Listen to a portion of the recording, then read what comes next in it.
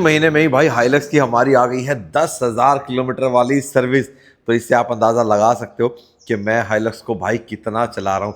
एक एवरेज मान के चलो ना, तो 3 महीने की तो 3-3.5 हज़ार किलोमीटर की इसकी मतलब एवरेज आ रही है। मतलब हालांकि पहले महीने में मैंने बहुत चलाई, फिर थोड़ा सा खड़ी रही, फिर हफ्ता एक खड़ी रही थी जब हमने शुरू में इसकी आउटलुक में थोड़ा बदलाव किया था, और अब 10 दिन थोड़ा सा ये ब्रेक लगा था जब इसकी हमने पीपीएफ वगैरह कराई थी। अब ब्रेक नहीं लगेंगे भाई, अब तो ये धड़ाधड़ चलती चलेगी, के नहीं। अब अपने को और भी इसको लंबा चला के लाना है, सीधा यूं लगा लो। चलो किलोमीटर तो आपको अगले वीडियो में बता दूंगा मैं कि हम कहाँ जा रहे हैं। बाकी hello ji, welcome back to चल। कैसे हैं आप सब? उम्मीद करता हूं आप सब बहुत अच्छे होगा, फुल में समय लाइफ को इंजॉय कर रहे होगे।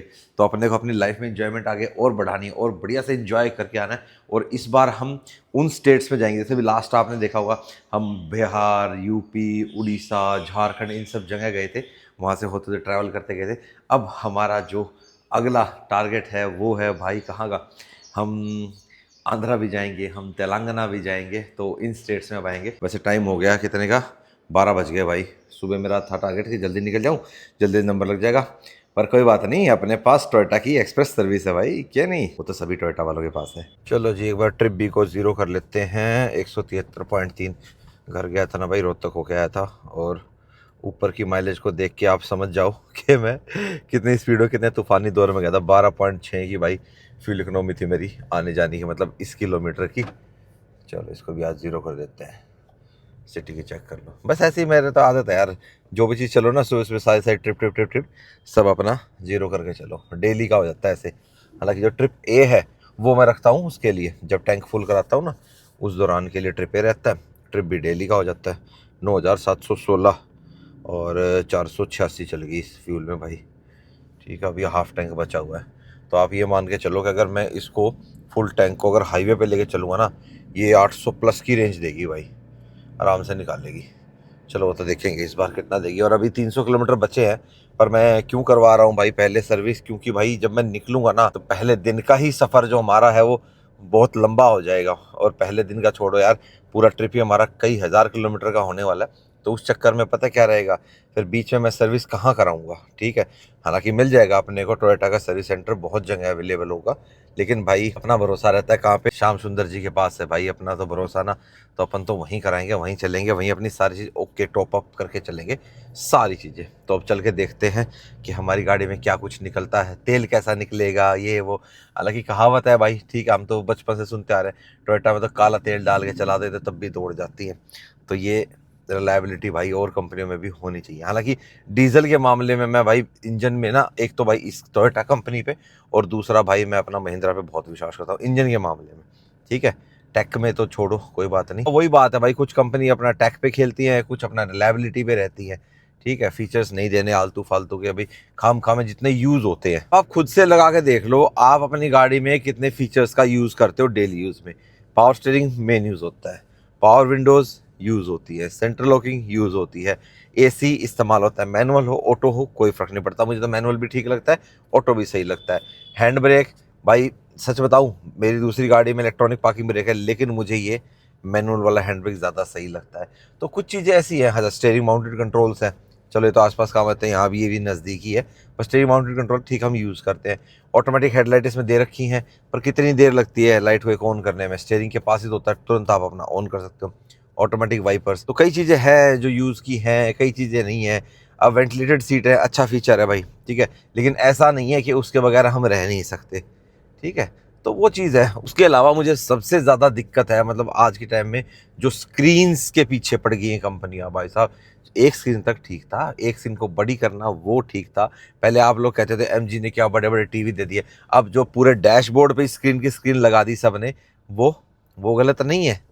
तो भाई मैं तो गलत मानता हूँ, ये 3-3 स्क्रीन का जो चलन चल गया ना, ये गलत है। एक स्क्रीन आपकी इंस्ट्रूमेंट क्लस्टर हो गया, एक आपका इंफोटेनमेंट हो गया, दैट्स इट यार। और उसके अंदर ठीक है, Android auto, Apple CarPlay wirelessly हो गया, आप बढ़िया स्पीकर्स का सेटअप वगैरह हो गया। कई कंपनीज क्या करती है, म्यूजिक का जो आनंद लेना होता है ना उसके ऊपर इतना गौर नहीं करेंगी और अंडशंड चीजें उसके अंदर भर देंगी। अरे वो खर्चा जो वहां कर रहे हो भाई वो स्पीकर्स में कर दो, ताकि लोगों को बाद में ना बदलवाने पड़े। तो वो चीजें हैं, जो चीज की जरूरत है ना उस चीज के ऊपर जाओ। अब वही बात, आप एक बार कंपनीज ये सारी चीजें देने लग जाती है, फिर भाई लोगों को इन चीज में स्वाद आने लगता है। पहले जमाने में ना गाड़ी जब लेते थे, इंजन की पावर की, टॉर्क की, मतलब दमदार चीजों की बात की जाती थी। आज के दिनों पता है क्या बात होती है? तेरी में फीचर है, मेरी में फीचर है, तेरे में फीचर है, मेरी में फीचर है। अरे क्या यार, क्या तुम फीचर फीचर खेल रहे हो?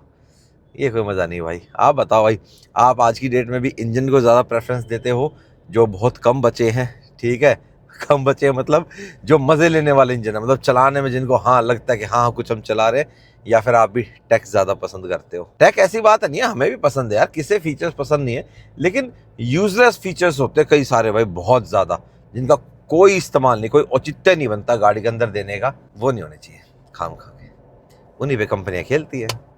लो जी, पहुंच गए जी हम टोयोटा एक्सप्रेस सर्विस।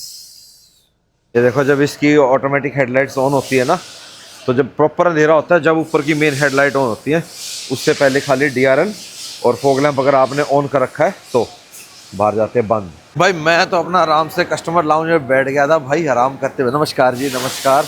भाई गाड़ी अपनी पहुंच गई अंदर समय से पहले, 2 बजने में अभी 15 मिनट है, और गाड़ी भाई अपनी जा चुकी है बे पे। लो जी, चलो अब अपना इससे समय स्टार्ट कर देते हैं 1:45 पे, ठीक है। गाड़ी बे पे गई है, अब फाइनल देखेंगे ये गाड़ी भाई कितनी देर में हमारी बाहर आएगी, सारा काम होके। बाकी काम जो होता रहेगा वो तो मैं आपको दिखाता रहूँगा। बाकी टोयोटा कहता है कि जो एयर फिल्टर की लाइफ है वो 30,000 किलोमीटर है, और जो एसी फिल्टर है उसकी 20 है। हालांकि चेक दोनों ही होंगे। फिलहाल तो सबसे पहले भाई लाइट चेक की जा रही है। सबसे मेन तो भाई इसका होता है डीएफ, ठीक है। डीएफ तो टॉपअप होएगा, हर सर्विस पे होएगा। सही चल रहे हैं उस्ताद जी, सही चल रहे हैं वाइपर, सही चल रहे हैं। चलो ठीक है, कुछ कमी हो तो बता दो। वैसे तो हमें बतानी चाहिए, पर कमी होती ही नहीं है भाई, क्या करे। हाँ तो ये वैसे तो नहीं है अभी। प्रॉपर कवरिंग वगैरह लगा के, स्क्रैच वगैरह ना लगे गाड़ी के ऊपर, या कुछ गिर जाता है कोई लिक्विड वगैरह तो वो गाड़ी के पेंट को हार्म ना करे। हाँ, एयर फिल्टर 30,000 पे और एसी 20 पे, पर चेक तो करोगे? कई बार ऐसा हुआ है क्या, कभी खराबी हुआ मिला हो किसी का 10,000 पे? बहुत रेयर है। चलो ले भाई, ज्यादा डस्ट में है तो चलो दिखाओ कैसा है। बिल्कुल साफ है? कमाल है भाई। देखो अब ये टोयोटा भी तो बना रहा है भाई एयर फिल्टर, और यही गाड़ी देख लो 10,000 किलोमीटर हमारी यहीं चली है, और बाकी कंपनियों के एयर फिल्टर खुश। ये क्वालिटी है भाई, इसीलिए जो सर्विस कॉस्ट है वो कम रहती है, पार्ट जल्दी जल्दी चेंज नहीं होते, ठीक है। खाली ये नहीं है कि इंजन टोयोटा ऐसा बना रहा है भाई, इंजन के साथ साथ बाकी पार्ट भी ऐसे बनाए जा रहे हैं जिनकी लाइफ थोड़ी ज़्यादा हो। पर अब तो भाई सरकार ही नहीं चाहती हमारी गाड़ियों के इंजन लंबे चले हैं, उसका क्या करें हम। ये भाई आपका हो गया एसी फिल्टर। अब उस्ताद जी कह रहे हैं ये भी नेक्स्ट पे चेंज होएगा जी, इसमें भी हम खाली हवा मारेंगे। बैटरी चेक कर रहे हो उस्ताद जी? पूरी रिपोर्ट निकल आई? कैसी है रिपोर्ट? ओके रिपोर्ट है, गुड है। चलो जी, बैटरी भी हमारी ओके है, डन है। प्रॉपर मीटर लगा के भाई ने चेक करा है भाई। ये है भाई ऑयल की बारी, और ऑयल भाई इसमें डलता है 0W20। बहुत पतला ऑयल है यार ये तो, 0W20 तो खैर भैया आगे आगे ऑयल पतला ही होता जा रहा है BS6 गाड़ियों के लिए। तो 5 ये 2.5 ये 7.5 लीटर डलेगा। चलो जी, और भाई इनके ना इसमें ही आता है 5 लीटर वाली कैनी में ही, ठीक है। तो किसी और गाड़ी में 2.5 डलता है तो फिर 2.5 बच जाता है। तो इस तरीके से प्रॉपर नाप रखा है। DF भी हमारे में एक ही इस्तेमाल होएगा, क्योंकि अभी है भाई मेरे ख्याल से इसमें ना 2-2.5 लीटर ही मुश्किल से आएगा, ज़्यादा है नहीं। जितना डलेगा डाल देना, बाकी गाड़ी में रख देना, ठीक है। फिर जब कभी कम होएगा दिखेगा मुझे, फिर मैं फिर टॉपअप कर दूंगा, क्योंकि ऐसा इसमें तो पूरा ही लगता है बैकैनी आपकी ना। तो पानी चेक कर रहे हो बैटरी का भाई? अब ये चीज़ देखो, हर बंदा ना अपने अपनी चीज़ का अलग है, ठीक है। मतलब बैटरी वाला बैटरी का काम करेगा, जो सर्विस वाला है तेल वाला वो अपना काम कर रहा है, ठीक है। उधर से अपना बंदा अलग साफ़ करके लेके आएगा। तो इसीलिए भाई एक्सप्रेस सर्विस है, इसलिए जो ये है ना सर्विस बहुत जल्दी होती है इनकी, ठीक है। बाकी क्या होता है उनमें एक बंदा होता है, एक ही वो करता है। हालांकि वो चीज़ भी ठीक है कि एक बंदा शुरू से आखिर तक सारा काम करता है, और उसमें प्रोडक्टिव नहीं निकल पाता। इसमें ये फिर ये चीज़ ध्यान रखनी ज़रूरी है कि जो बंदा जिस चीज़ का काम कर रहा है वो परफेक्ट करके दे भाई अपना, है नहीं। यूँ ना हो कि भाई वो कह रहा है कि जी उसने वो ऐसे कर दिया, उसने वो ऐसे कर दिया, ये नहीं होना चाहिए। पर ये चीज़ भाई, इस चीज़ की देख रेख की जाती है, तभी तो प्रॉपर भाई बंदे अपना काम कर रहे हैं। पानी पुनी लेवल ठीक है भाई? सही है। चलो जी भाई साहब पूरा ही गया 5 लीटर। बस वो साजी एक ही डालना। हाँ एक ही डालना। तो ना ना जरूरत ही नहीं है, इतना ही कम हुआ था। अभी तो 75% से ज़्यादा है, 80%। दूसरा डालने के साथ ही ऊपर हो जाएगा, टॉपअप आएगा सीधा। ये भाई हमारे एडवाइज़र ने कहा सर एक बार उन्होंने ना पूरा टॉपअप कराइए, ठीक है, भले चाहे आधा लीटर आए चाहे 1 लीटर आए, अभी हम पूरा टॉपअप करके देते हैं आपको। हाँ चलो ठीक है भाई, ये बात भी सही है। ले हो गया ना, आधा लीटर मुश्किल से आया होगा। उस्ताद जी मेरे को भी पता है, आप भी अपनी जगह ठीक हो, मैं भी ठीक हूँ। चलो जी हो गया। उस्ताद जी की संतुष्टि जरूरी है भाई, ऐसे एडवाइज़र होने चाहिए जो अपनी संतुष्टि करने के बाद कहते हैं कि हाँ सर अब ठीक है। ले भाई वॉशिंग जब होएगी भाई ने जहाँ जहाँ मतलब अपना डला ये एड ब्लू वहाँ वहाँ पानी डाल दिया। अब वो वाइट वाइटर जो स्टेन होते हैं ना वो नहीं जमेगा। लो जी टायर उतार दिए। टायर अभी बैलेंसिंग तो नहीं होंगे यहाँ पे, क्योंकि अभी इनका ना उस वाली वे पे काम चल रहा है, बैलेंसिंग बैलेंसिंग वाली पे। और यहाँ होंगे भाई brakes check, brake pad check होंगे गाड़ी के, कोई वियर टियर तो नहीं है, कितने घिसे हैं, डस्ट वस्ट वगैरह अपना बढ़िया से क्लीन कर देंगे उसको, ये क्लीन करके दोबारा लगा देंगे। अब उस्ताद जी चले गए गाड़ी के नीचे, वो खोल दिया इंजन ऑयल का ड्रेन प्लग। तेल तो देखो खैर काला ही निकलेगा भाई, ठीक है ना, डीजल गाड़ी है, तेल तो काला ही निकलेगा। उस्ताद जी थिकनेस देखना कैसी है तेल की, वो देखना चेक करना एक बार कैसा है। खत्म हो गया, खत्म है ना, हाँ खत्म हो ही जाता है भाई। मतलब ये मान के चलो, ये तो चलो सर्विस इंटरवल 10-10 हज़ार का है, मेरा तो ये मानना है डीजल गाड़ी का भाई अब अपना तेल ना 8-1 हज़ार पे चेंज करा देना चाहिए। तेरा भाई इसका ऑयल फिल्टर कौन सी कंपनी बना रही है इसको? हाँ इस टोयोटा के में नाम तो यहाँ मैन्युफैक्चर नहीं लिखा पाएगा कौन बना रहा है। चलो लगा दो उस्ताद जी लगा दो। तो इंजन ऑयल चेंज होएगा तो ऑयल फिल्टर भाई आपका चेंज होएगा ही होएगा। एसी फिल्टर साफ़ होके लगेगा, एयर फिल्टर साफ़ होके लगेगा। बैटरी चेक कर ली, उधर चलते हैं ब्रेक पैड चेक करते हैं। ब्रेक पैड में क्या कुछ मिला है? हाँ जी उस्ताद जी ब्रेक पैड में क्या कंडीशन है? एक नंबर है कंडीशन अभी तक, मतलब 10 हज़ार चलने पे भी बिल्कुल नए जैसे हैं। अच्छा इसका मतलब मैं ब्रेक सही लगा रहा हूँ अच्छा इस हिसाब से तो फिर मैं 50 हज़ार से ऊपर खुदा दूंगा इनने। बिल्कुल सर है थिकनेस बताना कितने mm है? ये देख सारे बिल्कुल नहीं है, बिल्कुल नहीं है। हाँ अभी बिल्कुल डाउन नहीं गए, 11 आते हैं 11 ही है, 11 आते हैं 11 ही है, क्या बात है। हाँ सही है भाई, जितने आते हैं उतने ही है भाई कह रहा है जितने आते हैं उतने ही हैं, सही है। तो इसका मतलब देख लो भाई मैनुअल गाड़ी में आपके वियर एंड टियर कम रहता है, ठीक है, मतलब वो जब है जब आप इंजन ब्रेकिंग का इस्तेमाल करते हो तब है ये चीज़, ठीक है। और क्या अच्छा वैसे ब्रेक पैड कितने के इसके आगे वाले? 10,000 रुपये। 10,000 रुपये के। चलो भाई ये जो 10,000 का खर्चा है 5 सर्विस तक तो बचा दूंगा मैं आराम से 5 से ज़्यादा ना 60,000 तक तो चला दूंगा भाई, बिल्कुल चला दूंगा आराम से। अच्छा खाली डिस्क पैड चेक नहीं किए जाते भाई, साथ के साथ आपकी डिस्क प्लेट भी चेक की जाती है, सही है थिकनेस? बिल्कुल ओके नहीं है? चलो ठीक है जी बढ़िया है भाई। इसे ना मैंने थोड़े साफ रखे हैं, इससे थोड़े हाथ से बचा के रखना आपके आवाज़ तो काले होता है ना, फिर ये साफ नहीं होगा टायर लगने के बाद। भाई मैंने अभी तक कैलिपर्स को पेंट नहीं कराया क्योंकि मैं अभी तक डिसाइड नहीं कर पाया हूँ। और जिस हिसाब से भाई अपने ब्रेक पैड भाई कंपनी बताती है ऑटोमेटिक वाली गाड़ी की 40,000 ठीक है लाइफ, और उस अपनी मान लो 40 से ज़्यादा कितना 60 तो खुदा दूंगा भाई, और कोई दिक्कत नहीं आई तो अलग बात है, नहीं तो खुदा दूंगा। और पीछे वाले ड्रम ब्रेक है भाई, पीछे वाले तो आराम से लाख पे चेंज होंगे। और इधर वाले ब्रेक पैड भी भाई चेक हो गए, ये भी बिल्कुल ओके हैं, कोई लाइन नहीं है डिस्क प्लेट पे, और डिस्क पैड भी हमारे बिल्कुल फिट एंड फाइन है बढ़िया। भाई टोयोटा कितना ध्यान रखती है भाई छोटी छोटी चीज़ों का। टायर को पहले इसके ऊपर रखा गया है इस मशीन पे, ठीक है, हवा से कनेक्ट हो जाएगी, उसके बाद भाई ये टायर फिट से हाथ आ गया भाई। एक बार बैलेंसिंग तो करा लें, फिर मैंने देखा यार बैलेंसिंग मशीन तो इनकी इधर है, वो अलाइनमेंट वाली बे पे काम चल रहा है वहाँ पे। और भाई 20 इंच हमारे जेन्युइन LC वाले एलॉयज़ हैं, तो 20 इंच तो इनके यहाँ बैलेंस होता ही है, तो ये तो अपना बैलेंस हो ही जाएगा, क्या नहीं, अलाइनमेंट हम अपना करवा लेंगे। तो क्रॉसिंग तो होनी ही थी, एक बार चेक कर लेते हैं। सारे वेट हटा दिए ना, ठीक है, अंदर बाहर एक ही साथ होएगी ना।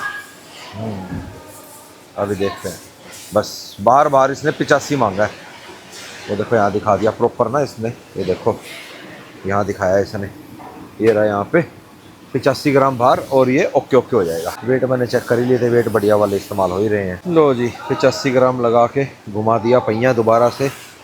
अब देखते हैं क्या बताता है। मेजरिंग इम्बैलेंस 15 ग्राम अंदर मांग लिया, बढ़ा रहा है। पहले 0 कह रहा था, हो जाता है भाई, कई बार मांग लेती है मशीन, कोई बात नहीं। थोड़ा 15 ग्राम तो ज़्यादा नहीं है, थोड़ा ही है। ये लगा के फिर देखते हैं कितना आता है। चलो जी, अब तो ओते ओते दिखा दे या 0 जो भी है। चल ओके ओके कर दे, ओके ओके ओके ओके कर दिया, ओके ओके। अब टायर बस ये देख लेना mm के हिसाब से, रोटेशन का हिसाब। वैसे तो क्या होता है, जिसमें कम वेट लगा हो ना, जब आप नए टायर डलवा रहे हो, कम वेट वाला टायर आपका आगे होना चाहिए। जिसमें वेट कई बार ज़्यादा हो जाता है तो वो टायर आपका पीछे हो जाए। अब हमारी सिचुएशन क्या है, 10,000 हमारी गाड़ी चल चुकी है, 9,734 जो है। तो उस सिचुएशन में हमने ये देखना है कि हमारा जो टायर जो कम ज़्यादा घिसे वाला है, मतलब पीछे वाले, ये वाला टायर जाएगा उधर को, ये जाएगा उधर को, वो आगे वाला आएगा इधर, वो आगे वाला आएगा इधर। प्रॉपर क्रॉसिंग करनी है। स्टपनी से हम क्रॉस नहीं कर रहे, क्योंकि स्टपनी हमारी भाई है जो हमारी स्टॉक आती है। ठीक है, ये भाई है भाई, ये मैंने चेंज नहीं करवा रखी। ठीक है, इसका साइज़ देख लो आप, 265 17 का रिम है ये, 17 इंची का रिम। और आप ये कहोगे विक्रम भाई, कभी अगर आपको खुदा ना खास्ता भगवान ना करे ज़रूरत पड़ जाए स्टेपनी की, तो ज़्यादा इम्बैलेंस नहीं हो जाएगी? तो भाई इतना फ़र्क नहीं है इस टायर और उस टायर के अंदर। चौड़ाई में फ़र्क है, हाइट में थोड़ा फ़र्क है, लेकिन इतना नहीं है कि बिल्कुल ही गाड़ी इम्बैलेंस चलेगी। तो 80 की स्पीड तक मैं अपनी इस स्टेपनी को यूज़ कर सकता हूँ। ठीक है, एक अपना गंतव्य तक पहुँच के वहाँ जाके फिर अपना टायर बदलवाना है, पंचर करवाना है, जो भी कराना है वहाँ तक, तो ऐसी कोई दिक्कत वाली बात नहीं तो मैं 5वां भी चेंज करा देता। अब ऐसे ही भाई हमारे बाकी के 3 जो हैं ये भी बैलेंस करवा लेते हैं। दूसरे वाले में भाई एक तरफ मांगा 100 ग्राम, अंदर मांग ही नहीं रहा, पता नहीं क्या चक्कर है। कोई नहीं, लगने के बाद देखते हैं क्या कुछ मांगेगा। खाली बार बार काम चलाएगा क्या। बाकी एजेंसी कंपनी का किसी का नाम नहीं लूँगा भाई, थोड़ा ये रबड़ वाला ही है। ठीक है, उनका नाम नहीं लूँगा। वो तो नहीं कहता अरे जी 10,000 चलिए, पीछे वालों का क्या साफ़ करना है, इनकी तो लाइफ लंबी होती है। लेकिन भाई यहाँ पे बिना कहे, ये देख लो भाई, खोल दिया इसको और एक बार ये साफ़ ज़रूर करेंगे। डस्ट वगैरह तो निकली है, इनकी तो लाइफ वैसे भी जल्दी होती है, जल्दी कहूँ ज़्यादा होती है। ठीक है, ये क्या होता है, पेपर सा फटता गया है। अच्छा, बस आप इसको साफ़ कर दोगे हवा मार के, और एक मार सा मार दोगे। हवा नहीं मारोगे, ज़रूरत नहीं है हवा की। पॉल्यूशन है तो हाँ, गंदा होता है। अच्छा, ये कार्बन गंदा होता है, फिर आँखों में जाता है, नुकसान करेगा। अच्छा, कपड़े से साफ़ करोगे, ठीक है ठीक है ठीक है। हाँ भाई, जो है नए कैफे नॉर्म्स आएंगे, BS6 का अगला जो वर्जन आएगा, मतलब BS7, उसके अंदर जो टायर्स और ब्रेक्स से निकलने वाला कार्बन है, इसके ऊपर भी तो भाई कंट्रोल होना है। कहाँ तक कंट्रोल होएगा, कैसे कैसे होएगा। और इतनी देर में भाई ये वाला बैलेंस हो गया, चला गया। ये इसने मात्र भाई 100 ग्राम मांगे है बस, अंदर नहीं लिए इसने, चला गया ये भी, अंदर कोई वेट नहीं। तीसरे वाले ने तो मांगा भाई, अंदर 30 मांगा है, बाहर 35 मांगा है। चलो, टोटल मिला के 65 ग्राम हो गया इधर का। अच्छा भाई, एक चीज़ और अच्छी है भाई इनकी मशीन की, ये अपने आप यहाँ से बटन टैप करते हैं, एग्जैक्ट उसी लोकेशन पे जाके रुकता है जहाँ पे इनको वेट लगाना होता है। तो जो वेट प्रॉपर चिपकता है ना भाई, उसमें आगे पीछे होने की दिक्कत नहीं है। मतलब दिक्कत कहूँ तो इतना, जो प्रॉपर जहाँ वेट मांग रहा है वहीं पे वेट चिपकेगा। ये बात सही है भाई। बाहर वाली मशीन जो है, मे भी शायद उनमें नहीं होता इतना। हाँ, ओके ओके आ गया भाई एक बार में भी। ये भी भाई एक्सप्रेस ही है, बढ़िया। कौन सी कंपनी इस्तेमाल कर रहे हैं? हंटर की मशीन बहुत बढ़िया है भाई, USA का ब्रांड है। और MRF की जो मशीन है ना, मतलब MRF टायर्स एंड सर्विस, जो अपना संदीप भाई का है करनाल में, लक्ष्मी टायर से, उसमें भी भाई हंटर की मशीनें लगी हुई हैं। चलो बढ़िया है। खैर, अलाइनमेंट तो मुझे याद आया भाई, अभी तो मैंने करवाई थी वापसी में आते हुए, जो मोहाली से वापस आ रहे थे करनाल। देख लेना, चलो बैलेंसिंग हो ही गई, टायर की क्रॉसिंग भी होगी। अगर अलाइनमेंट की दिक्कत नहीं हुई फिर हमारे कराने की जरूरत भी नहीं है, चल जाएगा काम। और जरूरत पड़ी तो करा लेंगे बाकी। तो भाई लास्ट टायर का नंबर आ गया, चौथे का। ये देखते क्या वेट मांगता है। इसमें भी 30 और 55, ज़्यादा वेट नहीं मांगा। ठीक है, चलो जी, ऐसे दबाते हैं भाई ये बटन। ये दबाया, ऑटोमेटिकली टायर घूम के यहाँ का लग गया अंदर का, और फिर वहाँ चला गया। बढ़िया से साफ करके और अपना चिपका दिया। लो जी, ये भी ओके ओके हो गया। मैं दिखा दूं भाई, क्या नहीं, सारी चीज़ें भाई बिल्कुल पारदर्शिता के साथ दिखानी चाहिए। कहीं एक मैंने ना दिखाया तो कुछ भाई कह देंगे अरे तुमने उस वाले को नहीं दिखाया, उसमें पक्का तुम्हारा ज़्यादा वेट आया होगा। मां नहीं भाई, देख ले ओते ओते हो गया ये भी। हाँ चलो अभी मशीन पे चलो, टायर उठेंगे, फिट होएंगे, उसके बाद ऊपर से इंजन ऑयल डलेगा, उसमें देखते हैं कितनी धूल धाल निकल गई है, साफ़ हो गए क्या नहीं हुए अच्छे से। खैर हो जाएंगे, इनको तो रोज़ का काम भाइयों को पता ही है। ये रख दिया भाई टायर इस पर मशीन पे, ठीक है। ये लो जी, चलो उस्ताद जी। अच्छा गाड़ी नीचे कर रहे हो, इसको नहीं उठाओगे? उठाओगे? उठाओ। अरे ये उठा दिया भाई टायर। प्रैक्टिकल चीज़ें कर रखी हैं भाई, देखो सही बात है, एक चीज़ तो है कहनी पड़ेगी है, पूरा मतलब टेक्नीशियंस का भी ध्यान रखा गया है, प्रॉपर मशीन भी दे रखी है। अच्छा इनकी वर्कशॉप में ना अपना इनबिल्ट ही है। अच्छा पहिए भी दे रखे हैं, एलॉय वाले रखते हैं ना मोस्टली, ये वाला फिट हो गया ना पक्का? हाँ सही गया है, जैसे एलॉय वाले रखते हैं, घुमाने वाला वो घुमा के दिखाते हैं उस पर। अभी मेरा हाथ लग गया था इस पर गलती से, वो घुमाने वाला रखते हैं ना जिस पे एलॉय को घुमा के दिखाते हैं। सही है भाई, अब इसको बेशक डाउन कर दो, टायर टंगी गया हमारा वहाँ पे। सही, मतलब अगर डिस्क प्लेट में दिक्कत आती है, डिस्क ग्राइंडिंग कराने भी बाहर नहीं जाना, डिस्क ग्राइंडिंग भी इनकी इन हाउस है, तो सारी चीज़ें मतलब अपना कंपनी ना पहले अंदर कर रखी है भाई, ये चीज़ों में दिक्कत आती है, ये चीज़ें आप करवा लो।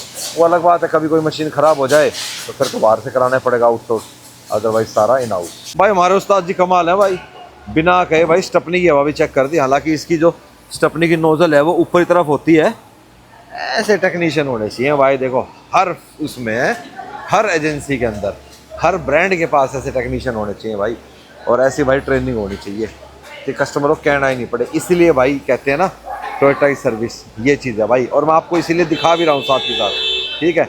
और यही में एक कारण था मेरा दोबारा से टोयोटा पे आने का, और मैं कह रहा था मैं 9 साल बाद दोबारा टोयोटा पे, मैंने देख रखा था ना भाई ये चीज़ें इनकी टोयोटा की पहले, तो माँ भाई अपना ठीक है, रोज़ रोज़ के चक्कर नहीं कटाती, रोज़ रोज़ की भटक नहीं। वो तो मैं चलो जब भी आऊँगा सर्विस पे जो भी चीज़ आऊँगा मैं आपको दिखाऊँगा, ये दिखाता आया हूँ आगे भी दिखाता रहूँगा।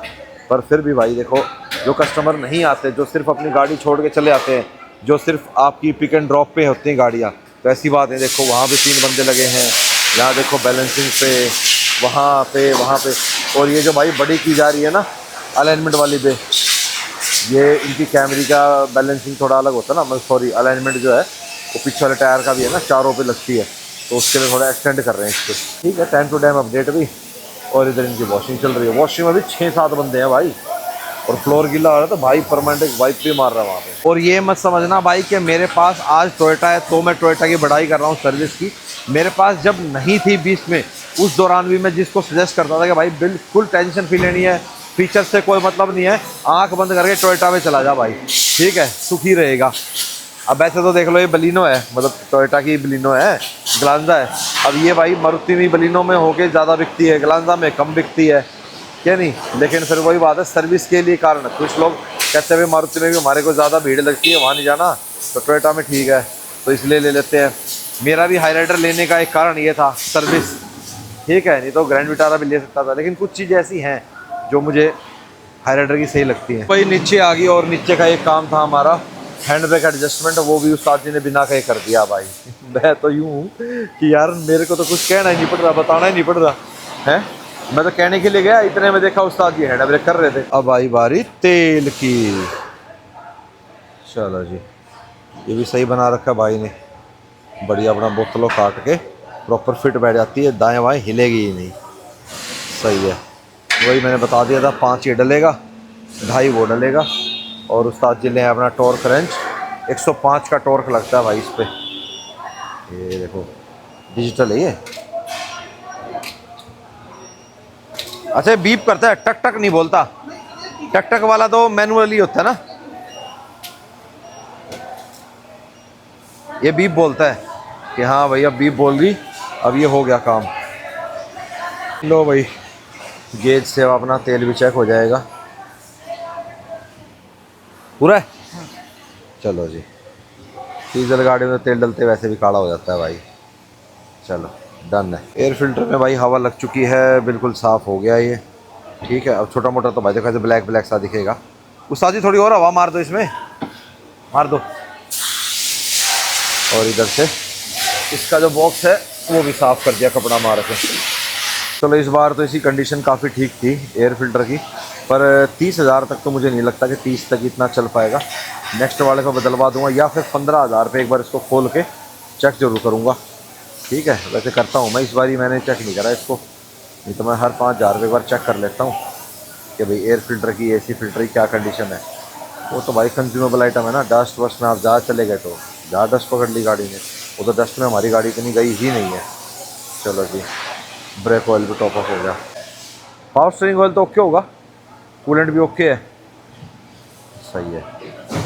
ले भाई सारी चीज़ चेक करने के बाद सर्विस कंप्लीट। अब एक बार नीचे पूरा चेक किया जा रहा है उस्ताद जी द्वारा, कुछ लीक वीक तो नहीं है, कुछ लूज वगैरह तो नहीं है, कहीं से कुछ भी ऐसी कोई लीकेज, कुछ अनइवन चीज़ ऐसी दिखे तो वो चीज़। और समय की बात करें तो ये देख लो भाई, 1 घंटा भी अभी नहीं हुआ, 55 मिनट के अंदर एक्सप्रेस सर्विस कर दी भाई।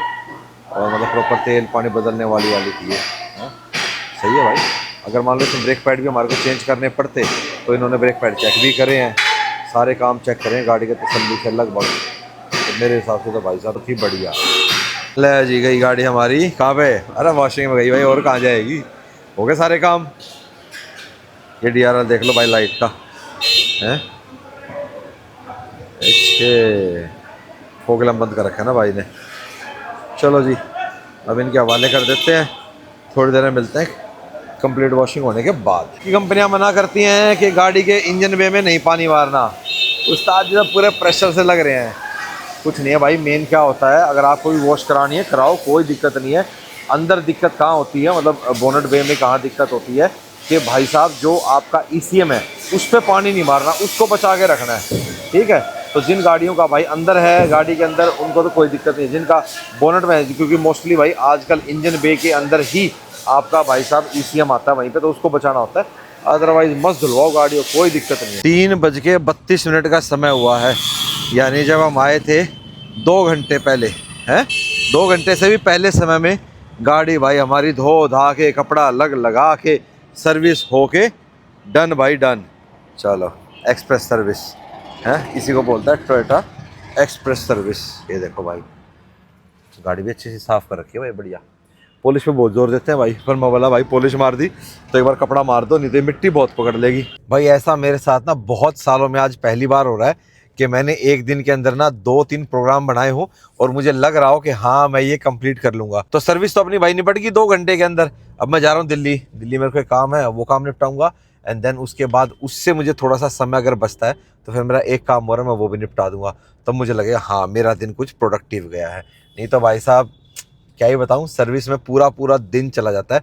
सवेरे जल्दी निकलो, अगर आप लंच टाइम के बाद गए तो समझ लो फिर तो आप वर्कशॉप को बढ़ा के ही निकलोगे, तो यही सीन है। तो मेरे लिए तो भाई सही है। और वैसे भी ये वाली जो वर्कशॉप है ना वो इनकी एक्सप्रेस है, फटाफट गाड़ी आनी, फटाफट निपटाना और अपना चलते चलो। और मोस्टली जितना मैंने टोयोटा को देखा है कि जैसे जैसे इनकी गाड़ियाँ बढ़ती है ना, जैसे ज़्यादा सर्विस के लिए आती हैं गाड़ियाँ, बड़ी वर्कशॉप है, तो वहाँ पे उतने ही टेक्नीशियन उसके हिसाब से रख रखे। बाकी आपका कैसा एक्सपीरियंस रहा है भाई टोयोटा के साथ, आप भी बताना कमेंट बॉक्स में, क्योंकि ऐसा ज़रूरी नहीं है कि मेरा अच्छा रहा है तो भाई बाकियों का भी अच्छा रहेगा, लेकिन जो इनका अच्छे लगने का परसेंटेज है ना वो ज़्यादा है as compare to other brands. ठीक है, मारुति का भी अच्छा है, हुंडई का भी अच्छा है, ऐसी बात नहीं कि सिर्फ टोयोटा का अच्छा है, मारुति का भी अच्छा है, हुंडई का भी अच्छा है। वोक्सवैगन की भाई रिसेंटली मैंने कोई अभी गाड़ी ले नहीं रखी, तो वोक्सवैगन की मैं खुद से तो नहीं बता सकता, अगर आपके पास है आप बताना भाई उनकी कैसी सर्विस है, पार्ट्स इजीली अवेलेबल है या नहीं है। और अब आपको एक बार प्राइस बता देता हूँ कितना खर्चा आया भाई। क्या तो ये है भाई फाइनल हमारा बिल, इतना पेपर मुझे ऊपर छुपाना पड़ा तो उस पर एड्रेस नंबर मोबाइल सब दिख जाता, नाम दिख जाए कोई दिक्कत नहीं है। और ट्रैफिक में चलते तो सारा डिटेल बता ही देता हूँ आपको मैं। 7.5 लीटर तो ऑयल डल गया, उसकी गैसकेट हो गई, ठीक है, ऑयल फिल्टर होगा, ऑयल फिल्टर टैक्स मिला के 460 का है, ठीक है, ज़्यादा महंगा नहीं है। गैसकेट आपकी 58 रुपये की है, एड ब्लू 550 रुपये का लगा है। और ओवरऑल जो टोटल बिल हमारा बैठा भाई साहब, अंदाज़ा लगाओ, गैस लगाओ कितना बैठा होगा, 8,000 रुपये में सर्विस होगी, 7834 रुपये में। बताओ, ये डिस्काउंट थोड़ा सा कर दिया था भाई ने हमारा, और आज श्याम सुंदर जी नहीं थे तो उन्होंने फ़ोन कर दिया था कि विक्रम भाई साहब की गाड़ी आएगी, मतलब आएगी क्या आएगी, मैंने पहुंचने के बाद फ़ोन किया, वो नहीं होते तो मे भी फिर मैं शायद कल का प्लान कर लेता, तो नहीं था मेरे को वो मिलेगा नहीं। और उनकी गैर हाजिरी में भी ऐसा महसूस नहीं हुआ कि सर नहीं है, उन्होंने 2-3 बार फ़ोन कर पूछा एडवाइज़र से कि क्या चल रहा है क्या नहीं चल रहा है सारा कुछ। पर बढ़िया भाई, ओवरऑल मैं तो सेटिस्फाई हूँ, बढ़िया अपना सर्विस होगी। अगले 10,000 किलोमीटर पे मिलेंगे, 3 महीने में हमने चला ली। अब देखते हैं अगले 10,000 किलोमीटर हम 3 महीने के बाद मिलेंगे, 4 में मिलेंगे या 2 में मिलेंगे, क्या पता मैं और जल्दी चला दूं। बाकी आपका कैसा एक्सपीरियंस रहता है भाई टोयोटा के साथ, या आपकी किसी और ब्रांड के साथ कैसा है? अच्छा है तो बताना, बुरा है तो बताना, और बहुत ही ज़्यादा परेशान हो रखे हो तो मेरी मेल आईडी पे मुझे मेल करना। आपके साथ भाई हम आपका ओनरशिप रिव्यू शूट करेंगे और फिर आपकी जो समस्या है उसको सामने लिखेंगे। मुझे 1-2 इंस्टाग्राम पे लंबे लंबे मैसेज आए हुए हैं, तो भाई मैं आपसे कॉन्टैक्ट करूँगा। अभी तो मैं थोड़ा सा समय की थोड़ी सी वो है, कुछ प्लान्स ऑलरेडी हैं, तो जब मैं ये ट्रिप करके वापस आऊँगा, क्योंकि कई भाई कह रहे हैं विक्रम भाई तुम ट्रिप नहीं करते। भाई मेनली जो अपना चैनल है ये ऑटोमोटिव और आपकी जो इन्फॉर्मेटिव वीडियोस होते हैं उससे रिलेटेड है, लेकिन जब मैं ट्रैवल करता हूँ फैमिली के साथ या यार दोस्तों के साथ करूँ तो वो मैं आपको हमेशा दिखाता है और हमेशा आगे भी दिखाते रहेंगे। ठीक है, तो आने के बाद हम भाई अब ओनरशिप रिव्यूज़ ना बहुत सारे पेंडिंग है, तो उनको अब एक एक करके शूट करेंगे। बाकी मिलेंगे अब आपसे नेक्स्ट वीडियो में। Till the bye bye, take care and live the life to fullest. और इस सर्विस कॉस्ट आप एक तरह से यूँ मान सकते हो मेरी जो स्कॉर्पियो एन थी उससे बेटर है भाई। 8-10 हज़ार तो उसके भी लग जाते थे, अंदर इतना एडब्ल्यू डलता भी नहीं था, हर बार एडब्ल्यू तो कम लेती थी, तो उस हिसाब से सही है भाई। और ब्रेक पैड चेंज होते तो मेरे ख्याल से कितने 8-10 हज़ार के ब्रेक पैड है, इतने मेरे ख्याल से उसके आते हैं, तो ज़्यादा कॉस्टिंग का फ़र्क नहीं है। कम के हैं शायद उसके, 7 के हैं या 8 के हैं, ध्यान नहीं। किसी के पास अभी भाई एन हो कोई यूज़ कर रहा हो तो बताना भाई आपके कितने के डलते हैं, आपकी कॉस्टिंग क्या रहती है। मैं अब थोड़ा ट्रैफिक से जूझ लेता हूँ, ठीक है, समय पे पहुँचता हूँ। अभी 17 किलोमीटर और जाना मुझे, 33 मिनट लग जाएंगी। मिलेंगे अब आपसे नेक्स्ट वीडियो में। Till the bye bye, take care and live the life to fullest.